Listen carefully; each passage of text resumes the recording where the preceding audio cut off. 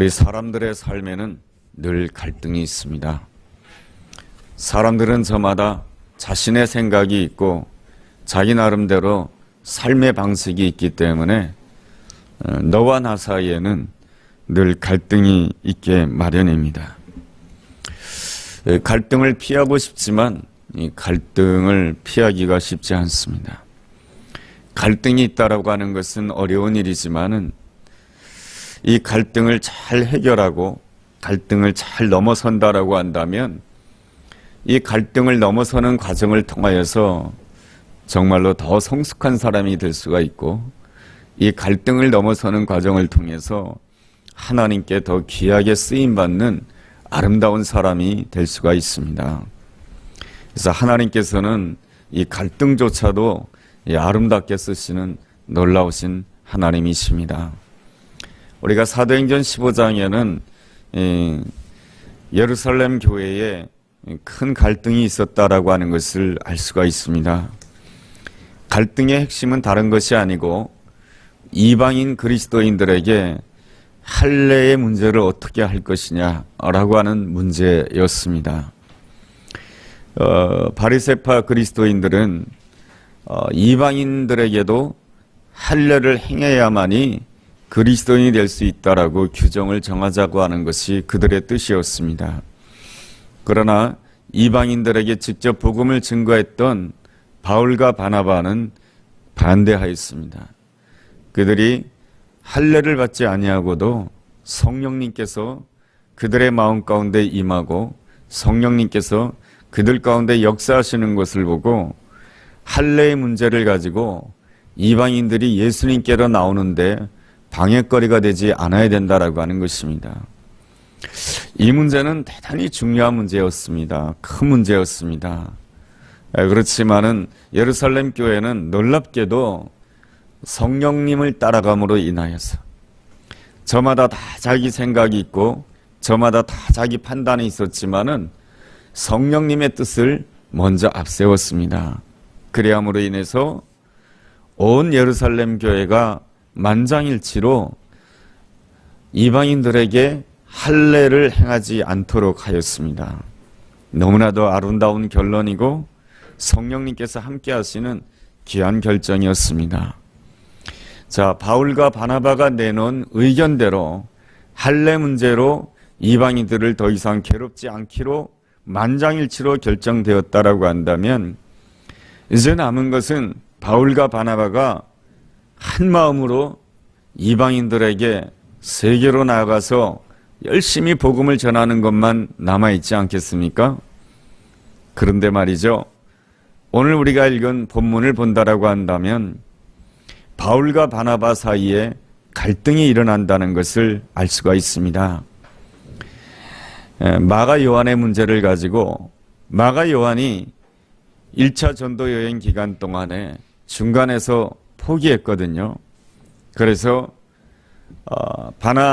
바울은 중도에 포기한 자는 다음에 데려갈 수 없다라고 하는 것입니다. 그러나 바나바는 한 번 실패했다고 해서 한 번 넘어졌다고 해서 포기하는 것은 그리스도인으로서 해서는 안 된다라고 하는 것이죠. 그러한 점에 있어서 바울과 바나바 사이에 커다란 이 갈등이 생기게 됩니다. 이러한 여정을 본다라고 한다면 누구에게나 별 산이 있는 것 같습니다. 큰 산을 넘었다라고 생각되는데 또 다른 산이 있는 것이 인생인 것입니다. 우리가 산이 있고 골짜기가 있고 이 쉽지 않은 인생을 보면서 낙심할 수도 있겠지만은 하나님께서는 스가랴서 4장 7절의 말씀을 통해서 이렇게 말씀해 주십니다.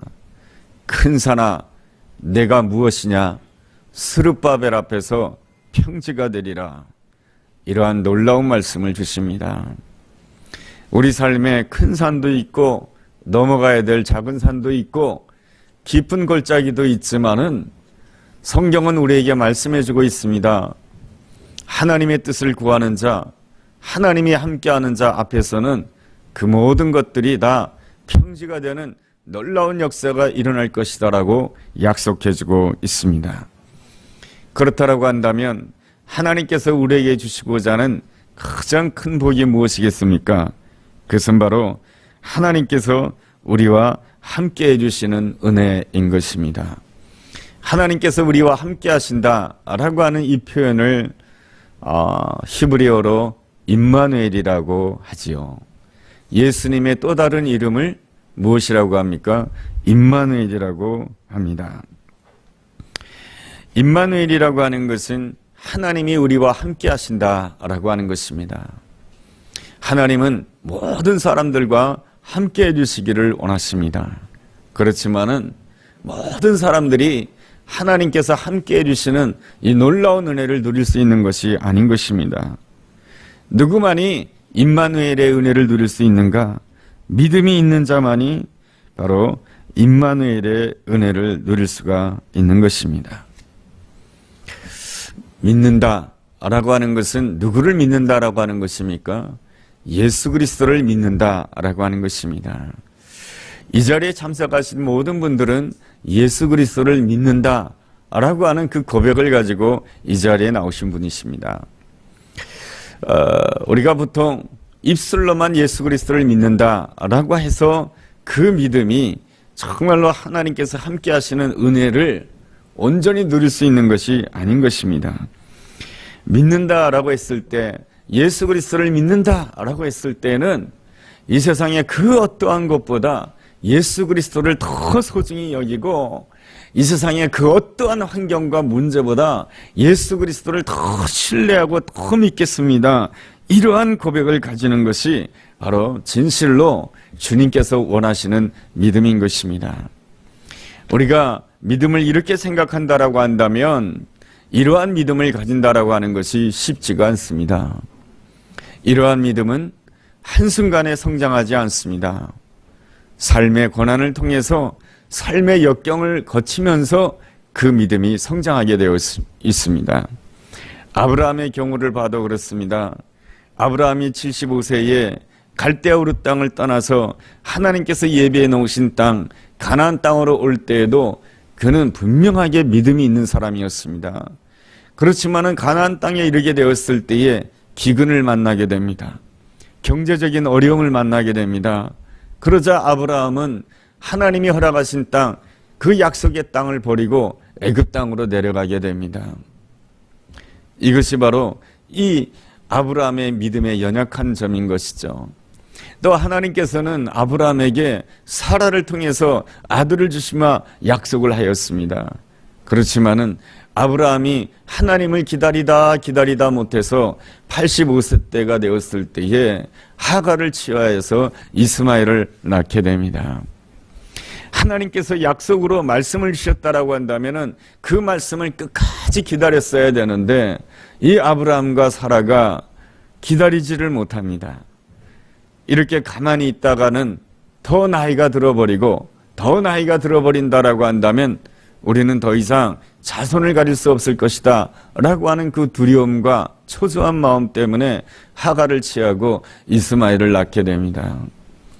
그 이스마엘로 인하여서 아브라함이 잠시 동안은 기쁨을 가질 수가 있었지만은 가장 중요한 것을 놓치게 됩니다. 하나님께서 함께 하시는 은혜, 하나님의 임재를 놓치게 됩니다. 여러분, 하나님의 임재를 자그만치 몇 년 동안 놓치게 되냐 하면 아브라함이 그 아들을 86세에 낳게 되는데 그가 99세가 될 때까지 하나님의 임재를 놓치게 됩니다. 아브라함의 입장에서는 나는 분명히 하나님을 믿는 사람인데 하나님은 저 멀리 계신 분 같습니다. 나는 분명히 주님을 믿는 사람인 것 같은데 주님이 나와 함께하지 않는 것 같아요. 내가 이스마엘로 인해서 기뻐하고 이스마엘로 인해서 즐거워하는 것은 분명한데 내 안에 더 이상의 기쁨이 없고 더 이상의 감사가 없다라고 하는 것입니다. 작은 일에 짜증내고 작은 일에 불안해하고 작은 일에 초조해하고 작은 일에 넘어지는 자신의 모습을 보게 됩니다. 이러한 세월을 13년을 보내게 됩니다. 이런 세월이 이 아브라함으로서는 너무너무 힘들었던 것이죠. 그러다 보니 이 아브라함은 본래 믿음의 사람이었습니다. 그러다 보니 하나님 앞에 나아가서 기도하고 또 기도하게 됩니다. 그러한 때가 바로 언제냐? 바로 99세 때입니다. 뭐 특별히 하나님께 무엇을 구하기 위해서 나간 것이 아닙니다. 하나님이 멀리 있는 것이 본인으로서는 감당하기 힘들었던 것이에요. 하나님이 나랑 가까이 하지 않는 것 같아요. 하나님으로 인한 기쁨이 마음이 충만하지가 않아요. 뭔가 열심히는 사는데 내 안에 기쁨이 없고 감사가 없는 거예요. 그래서 다시 하나님 앞에 나가게 되었을 때에 하나님께서 약속의 말씀을 주십니다. 너희의 내년에 아들이 있을 것이다. 아브라함으로서는 너무너무 놀랬던 것이죠. 85세 때에도 초조했습니다. 조급했습니다. 나에게 더 이상 후손이 생기지 않을까 봐 걱정했습니다. 두려워했습니다. 근데 99세 때에 하나님께서 내년에 아들을 주시겠다라고 하십니다. 여러분, 이랬을 때 아브라함이 어떠했을까요? 아브라함이 하나님을 믿었다라고 말씀해 주고 있습니다. 여러분, 믿음은 언제 태동하는지 아십니까? 내 마음이 가난해졌을 때에 믿음이 태동하는 것입니다. 내가 연약했을 때, 나를 낮추었을 때, 나를 내려놓았을 때 믿음이 회복이 되는 것입니다. 어느 누가 보한다 할지라도 아브라함의 나이가 99세가 된다고 한다면 그 이듬해에 아들을 볼 수 없는 나이입니다. 그런데 아브라함은 믿었습니다. 그리고 그 다음 해에 사라와 함께 아들 이삭을 낳게 됩니다. 믿음으로 하나님께 구하고 믿음으로 얻게 되었을 때 그 나타나는 결과가 무엇입니까? 이삭입니다. 이삭의 뜻이 무엇입니까? 기쁨인 것입니다. 여러분, 내가 열심히 수고한다고 해서 내 안에 기쁨이 주어지지 않습니다. 바로 하나님을 믿을 때에 하나님께로부터는 은혜가 있어야 바로 온전한 기쁨이 주어지는 줄로 믿습니다. 이것이 바로 임마누엘의 은혜요. 이 임마누엘의 놀라운 은혜를 받을 수 있는 가장 중요한 길은 바로 믿음인 것입니다.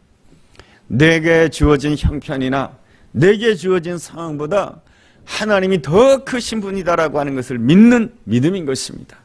이 믿음을 가질 때에 내 심령의 부흥의 역사가 일어나는 것이고, 내 심령의 부흥의 역사가 일어나야 영혼이 잘 되는 것이고, 영혼이 잘 될 때에 범사가 잘 되는 아름다운 역사가 일어나는 것입니다. 하나님을 믿는다라고 하는 것은 무엇입니까? 하나님을 믿는다라고 하는 것은 하나님이 보내신 예수 그리스도를 믿는 것입니다. 우리 모두는 예수 그리스도를 믿는 사람이죠. 로마서 4장 24절에 보면은 예수 그리스도를 믿는다를 두 가지로 표현해 주고 있습니다. 하나는 예수님을 나의 주님으로 믿습니다. 또 하나는 예수님이 죽음 가운데서 부활 승리하는 것을 믿습니다. 그러므로 예수님을 믿는다라고 하는 것은 두 가지를 믿는 것입니다. 예수님이 나의 주님이심을 믿는 것입니다.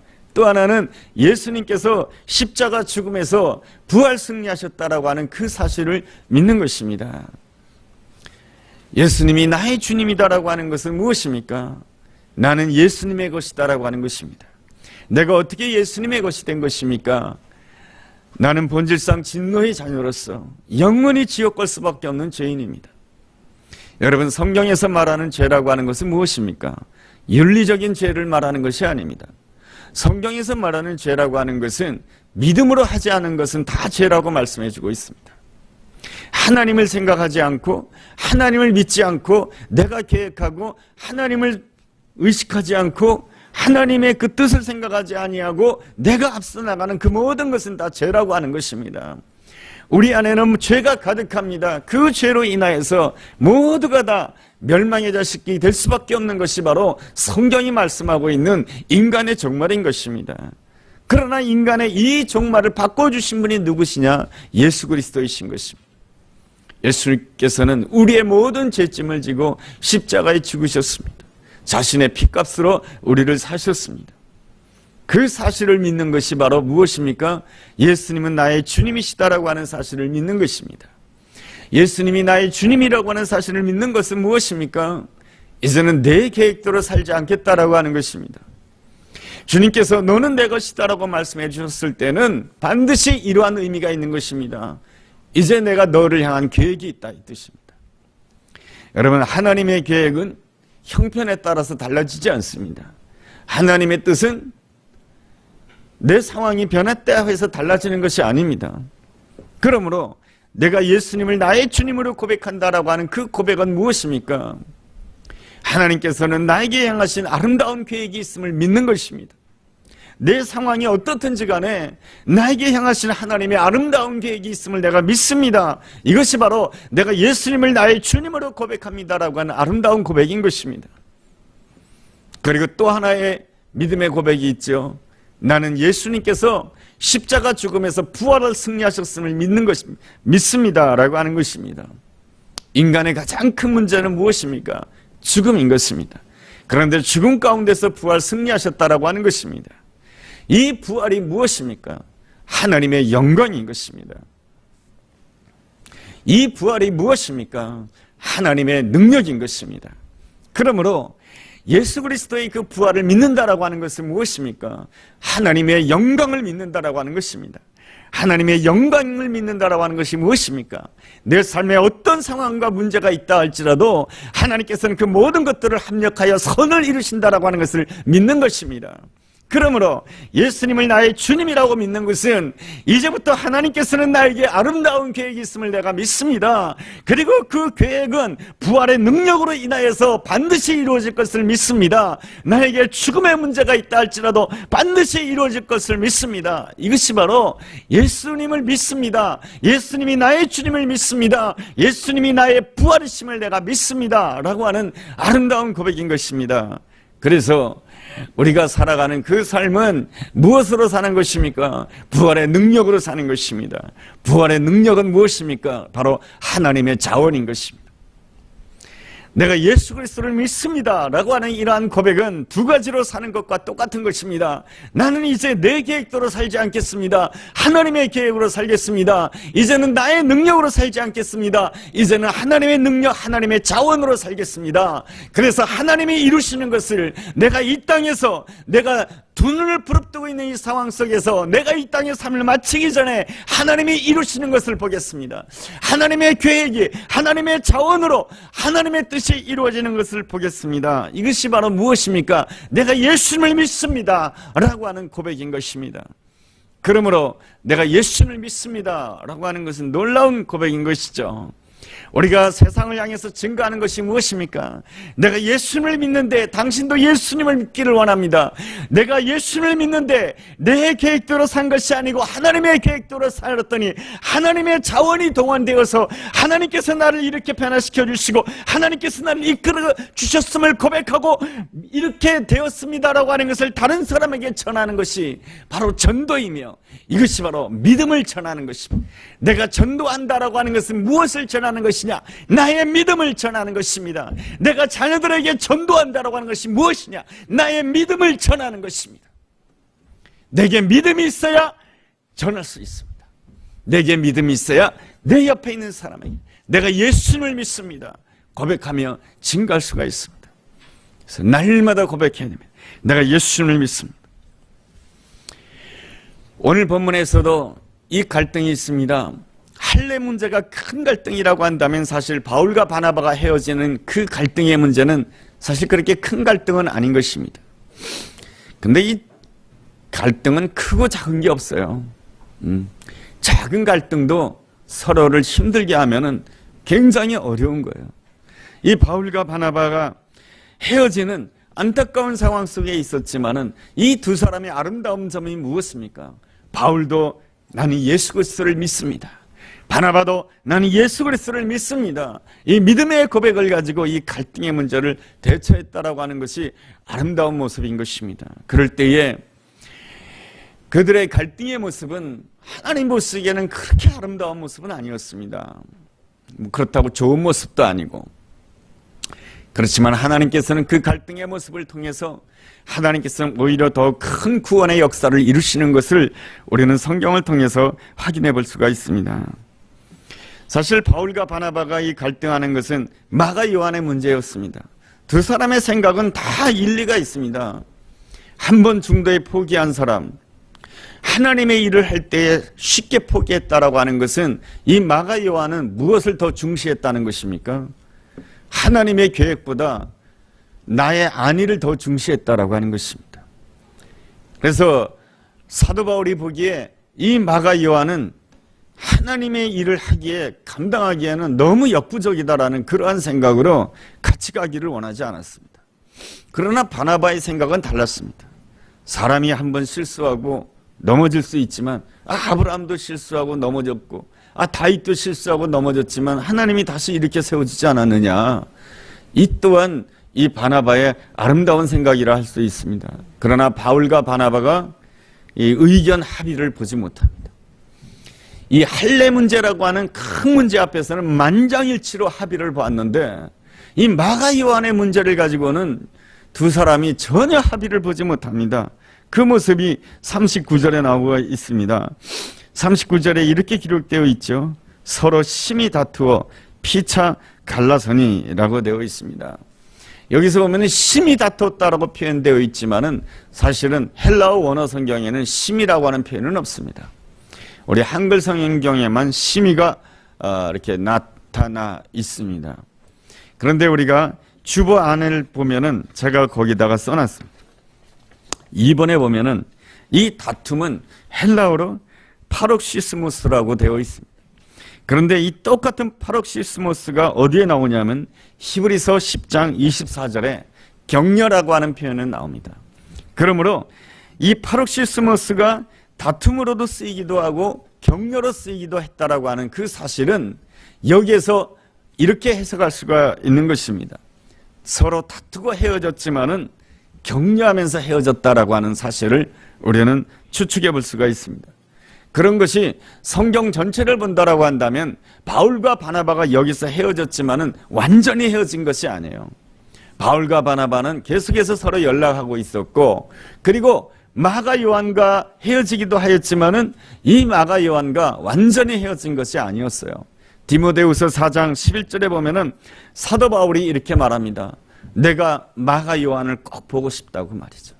이 디모데후서를 기록할 때에는 이 사도 바울이 로마 감옥에서 얼마 있지 않다가 순교를 당하는 그 시점입니다. 그러니까 이 사도 바울이 이 감옥에 갇혀 있을 때에 이 디모데후서를 기록했을 때에 마가 요한을 그렇게 보고 싶어 했다라고 하는 것은 무엇입니까? 나중에 마가 요한과 아름다운 신앙의 교제를 했다라고 하는 것을 알 수가 있습니다. 어찌되었든 오늘 본문에서는 바울과 바나바가 헤어지고 있습니다. 그렇지만은 하나님께서는 이 헤어짐을 통해서 더 큰 일을 행하시는 것을 보게 됩니다. 헤어짐으로 인해서 이 바나바가 어디로 향하게 됩니까? 바로 39절 하반절에 보면 이런 말씀이 있습니다.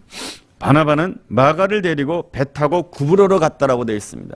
이 구브로라고 하는 것은 오늘날의 키프로스 섬이라고 합니다. 키프로스 섬이에요. 지중해 안에 있는 키프로스 섬이에요. 이 키프로스 섬은 바로 무엇입니까? 이거를 켜놨었군요. 이거를 내가 켜놓지 않았었는데, 예, 괜찮습니다. 이 키프로스 섬은 누구의 고향이냐면은 이 바나바의 고향이에요. 예, 바나바의 고향이기 때문에 바나바가 마가를 데리고 이 키프로스 섬으로 가게 됩니다. 1차 전도 여행 때에 사도 바울과 마가가 어떻게 전도 여행을 했냐면은 이 키프로스 섬에 먼저 갔다가 그 다음에 소아시아 지방, 오늘날의 터키 지방에 가서 전도를 했거든요. 그런데 마가 요한과 바나바가 이 구브로 섬에 가니까 이 사도 바울이 구브로 섬에 갈 수가 없었던 것이에요. 헤어졌기 때문에. 그래서 이 바울은 수리아를 거쳐서, 그러니까 오늘날의 시리아를 거쳐가지고 곧바로 터키 지방으로 들어가게 됩니다. 그 터키 지방으로 들어가게 되었을 때 드로아 지방에 이르게 되었는데, 이 드로아 지방에 이르게 되었을 때 꿈을 꾸게 됩니다. 그 꿈 속에서 누가 나타나냐면은 마게도냐 사람이 나타납니다. 마게도냐 사람은 오늘날의 그리스 사람인 것이죠. 이 마게도냐 사람이 나타나서 이렇게 사도 바울에게 요구를 하게 합니다. 와서 우리를 도우라. 이 환상을 보게 돼서 이 터키에 있는 이 드로아 지방에서 배를 타고 마게도냐로 가게 됩니다. 이 마게도냐는 어디입니까? 유럽으로 들어가는 관문이 되는 것이죠. 그래서 사도 바울이 이 일을 계기로 해가지고 유럽을 향해서, 로마를 향해서 복음을 본격적으로 증거하게 되는 놀라운 역사가 일어나게 됩니다. 여러분, 이것을 통해서 우리가 알 수 있는 것은 무엇입니까? 모든 일을 할 때에 잠을 잘 자야 됩니다. 이게 무슨 소린가? 이 사도 바울 같은 경우에 바나바와 헤어졌습니다. 이 바울의 입장에서 바나바와 헤어지는 것은 쉬운 일이 아니었을 것입니다. 이 바울의 입장에서 이 바나바는 은인이에요. 그리고 이 바나바와는 너무 친밀한 사람. 그런데 늘 나에게 도움이 되어줬고 나에게 늘 힘이 되어줬던 이 바나바가 내 옆에 없다라고 하는 것은 이 사도 바울로서는 쉽지 않은 상황이었을 것입니다. 여러분, 그 쉽지 않은 상황 가운데 어떻게 해야 되겠습니까? 사도 바울의 아름다운 점이라고 하는 것은 잠을 잤다라고 하는 것입니다. 잠을 잤다라고 하는 것은 무엇입니까? 잠을 자게 되면은 내가 생각할 수가 없습니다. 잠을 자게 되면 내가 계획할 수가 없습니다. 잠을 자게 되면 내가 주장할 수 없습니다. 잠을 잤다라고 하는 것은 무엇입니까? 내가 나에 대해서 죽었다, 이 뜻입니다. 나에 대해서 죽고 오직 하나님만을 향해서 살기로 다짐했다는 것입니다. 다시금. 그래서 여러분, 우리가 문제가 있을 때, 큰일이 있을 때 무엇을 잘해야 되냐 하면 잠을 잘 자야 되는 것입니다.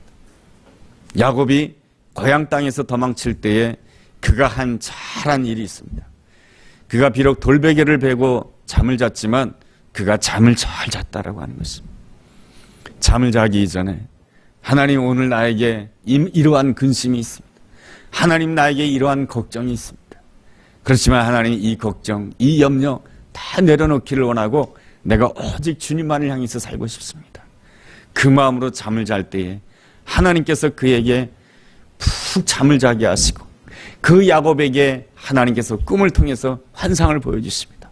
사닥다리를 통해서 하나님의 천사가 오르락내리락 하는 가운데 하나님께서 메시지를 주십니다. 내가 너를 지켜주겠다. 내가 너로 하여금 안전하게 돌아올 때까지 내가 너의 곁을 떠나지 않을 것이다. 이것이 바로 잠을 잘 잔 아름다운 결과입니다. 여러분, 사도행전 12장에도 보면은 이 베드로가 잠을 잘 자는 모습이 나옵니다. 이 베드로가 얼마나 잠을 잘 잤든지 천사가 와서 일어나라고 발로 차버렸습니다. 그만 자라고. 여러분, 사도행전 12장은 어떤 말씀으로 시작되고 있습니까? 헤롯 왕이 예수님의 제자 야고보를 죽였다라고 하는 소식으로 사도행전 12장이 시작됩니다. 그리고 베드로를 가두었습니다.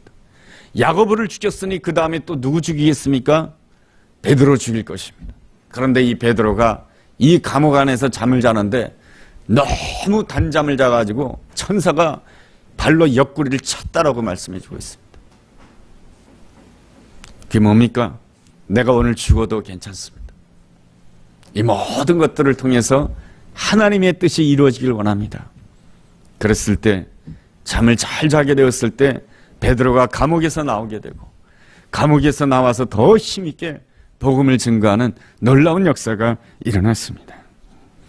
여러분, 오늘 본문에도 이 사도 바울이 잠을 잘 잤던 것입니다. 잠을 잘 자다가 보니까 내가 이 바나바 없이 어떻게 다음에 선교 여행을 잘 감당할 수가 있을까? 이 바나바 없이 내가 잘 감당할 수 있을까? 걱정과 염려를 하고 있을 때에 하나님께서는 그의 꿈속에서 나타나셔서 말씀을 해주십니다. 내가 너에게 새로운 길을 열어주겠다. 내가 이때까지 생각하지 못했던 유럽의 문을 열어주겠다. 내가 너에게 그리스의 문을 열어주겠다. 마게도냐의 문을 열어주겠다. 내가 너를 새롭게 쓰겠다 라고 말씀해 주신 것이 바로 이 꿈에서 하나님께서 이 바울에게 주신 놀라운 메시지입니다. 이 일로 인하여서 이 사도 바울은 2차 전도 여행 때부터는 유럽을 향해서 복음을 증거하게 되는 놀라운 역사를 감당하게 됩니다. 여러분, 이것이 바로 잠을 잘 잔 사람에게 주어지는 놀라운 축복인 것이죠. 그래서 오늘부터 밤에 잠을 잘 자야 하나님의 축복을 받을 수 있습니다. 저도 잘 자고 여러분들도 잘 자고. 잠이 안 오면 기도하세요. 그럼 곧바로 잠이 오잖아요. 마가는 어떻게 되었습니까? 바울과 헤어지고 바나바와 함께 했지만 하나님께서는 마가도 축복해 주셨습니다.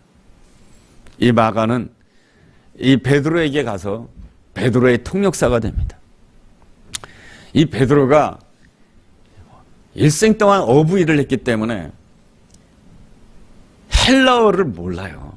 오늘날에는 영어가 공통어이지만은 이 베드로가 살던 당시에 만국 공통어는 헬라어가 만국 공통어예요. 그런데 헬라어를 몰라요. 근데 이 헬라어에 능통한 사람이 누구냐면 마가예요. 왜냐하면 마가는 부잣집에서 태어났거든요. 마가는 어릴 때부터 공부를 많이 했거든요. 이 마가 다락방의 주인집 아들이거든요. 그래서 공부를 많이 한 사람이기 때문에 이 마가가 베드로와 동역하면서 베드로의 통역자가 됩니다. 그래서 여러분 베드로전서 5장을 읽어본다라고 한다면 사도 베드로가 이 마가를 향해서 이렇게 표현합니다. 내 아들 마가라고 표현합니다. 그리고 마가는 나중에 마가복음을 쓰게 됩니다. 그래서 복음서 가운데 한 복음서를 쓰는 놀라운 일을 감당하게 됩니다. 바울과 바나바는 서로 의견이 달랐지만은 하나님께서는 이 두 사람을 아름답게 쓰셨습니다. 이게 바로 그들에게 향하신 하나님의 아름다운 계획이요, 그들에게 동원된 하나님의 아름다운 자원 아니겠습니까? 여러분, 우리는 항상 믿어야 되는 것입니다.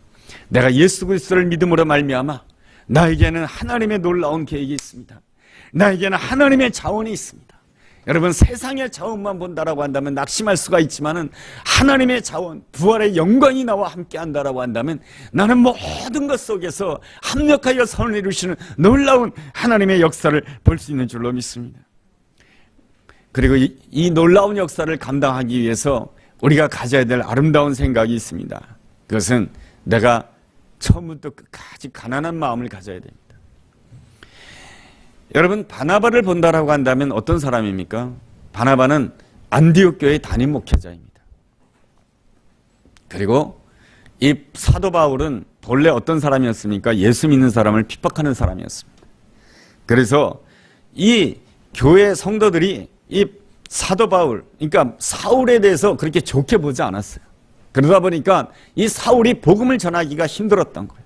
그러다 보니까 이 사울이 자기 고향 땅으로 가서 다소로 가가지고 13년을 은거하게 됩니다. 그렇지만은 바나바는 이 사울을 기억하고 뭡니까? 13년이 지났지만은 이 바나바가 안디옥 교회에서 담임 목회를 하게 되었을 때에 사울을 데리고 오게 됩니다. 그래서 그와 함께 공동 목회를 하게 되고, 그리고 바울과 함께 터키 지방에 가서 복음을 증거하게 됩니다. 여러분, 그렇지만은 우리가 사도행전을 읽어본다라고 한다면은 바나바가 정말로 앞선 사람이에요. 그렇지만은 이 바나바의 이름이 점점 뒤로 오게 됩니다. 그러면서 바울이 앞장서게 되고, 사도행전 15장 예루살렘 교회에서도 누가 발언합니까? 누가 나서서 발언합니까? 바울이 나서서 발언을 하게 됩니다. 바나바는 사도행전 15장 이후부터는 더 이상 그의 이름이 나오지 않습니다. 그렇다라고 한다면 이 바나바는 어떻게 됐습니까? 뒤처진 사람이다라고 할 수 있을 것입니다. 그러나 이러한 모든 것들도 다 세상적인 시각입니다. 세상적인 시각이라고 하는 것은 무엇입니까? 사람들을 볼 때 다 일직선상으로 보는 것입니다. 그래서 1등이 있고 꼴찌가 있다라고 보는 것입니다.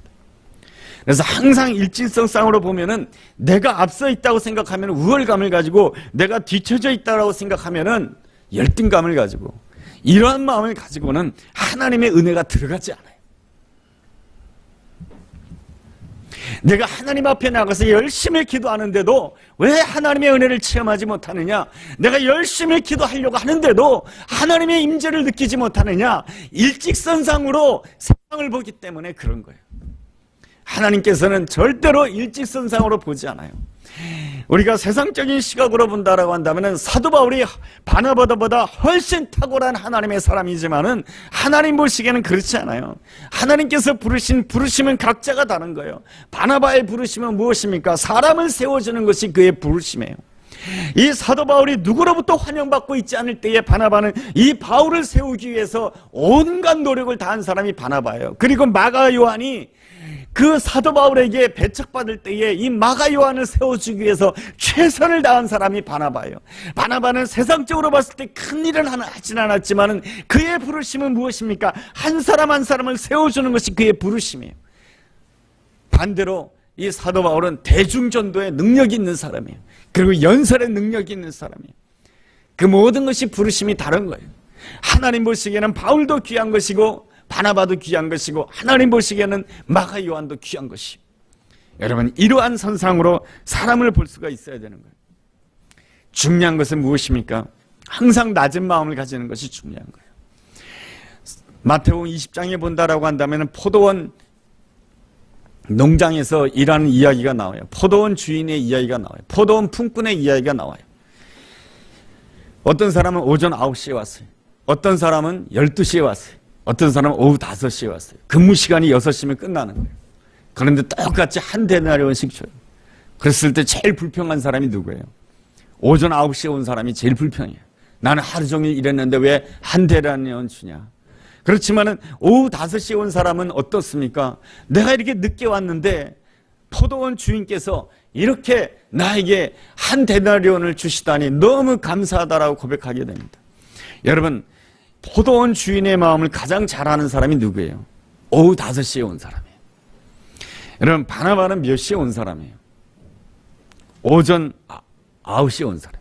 왜냐하면 바나바는 처음부터 그리스도께 헌신한 사람이에요. 마가 요한은 몇 시에 온 사람이에요? 오전 9시에 온 사람이에요. 왜냐하면 그의 집이 마가 다락방이에요. 사도행전 2장에 나와 있는 마가 다락방이에요. 그 마가 다락방에서 성령이 임하는 놀라운 역사의 현장에 있었던 사람이 마가 요한이에요. 그 사람은 오전 9시에 온 사람이에요. 그러나 사도 바울은 몇 시에 온 사람이에요? 예수 믿는 자들을 핍박하고 스데반을 죽인 사람이에요. 그래서 그는 몇 시에 온 사람이에요? 오후 5시에 온 사람.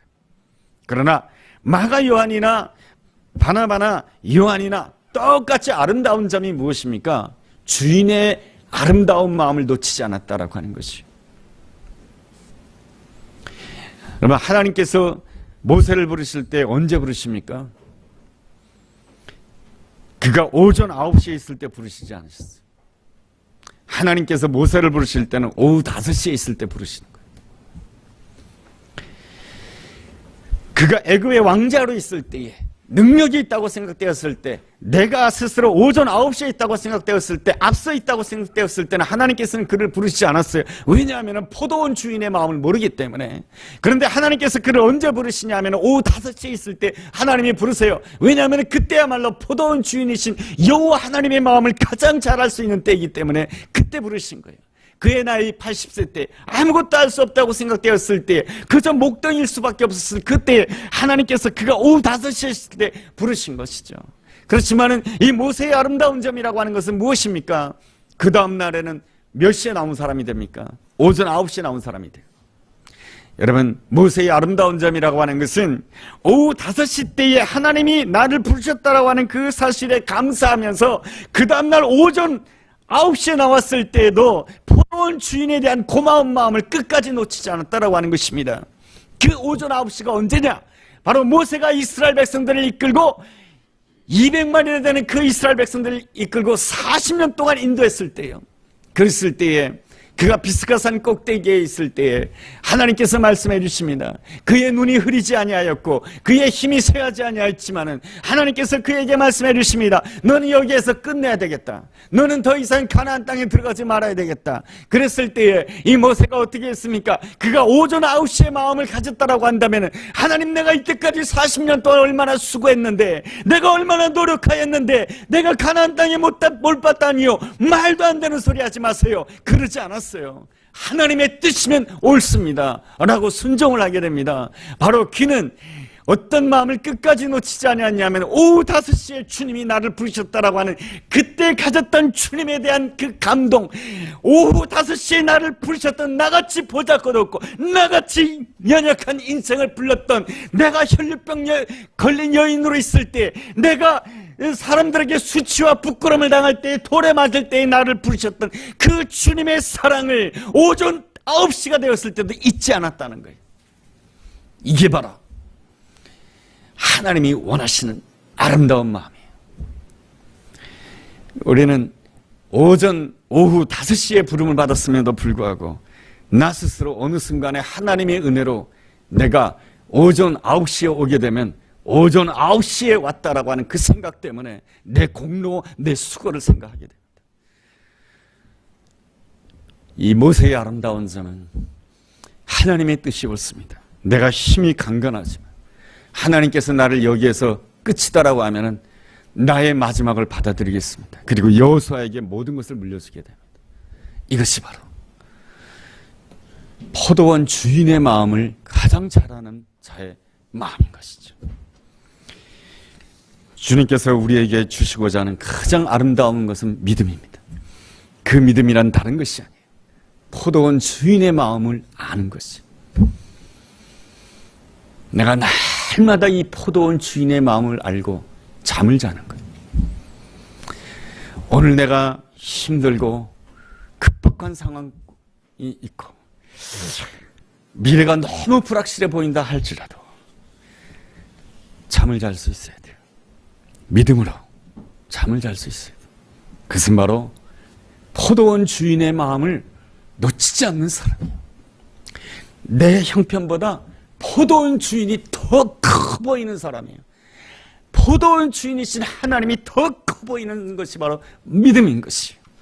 여러분, 이 믿음이 있어야 내 믿음이 자손들에게 전해지고 이 믿음이 있어야 이웃에게 전해지게 됩니다. 이것이 바로 부흥입니다. 여기에 바로 하나님의 계획이 있습니다. 여기에 바로 하나님의 자원이 동원이 되는 것입니다. 우리 함께 기도하는 시간을 가지겠습니다.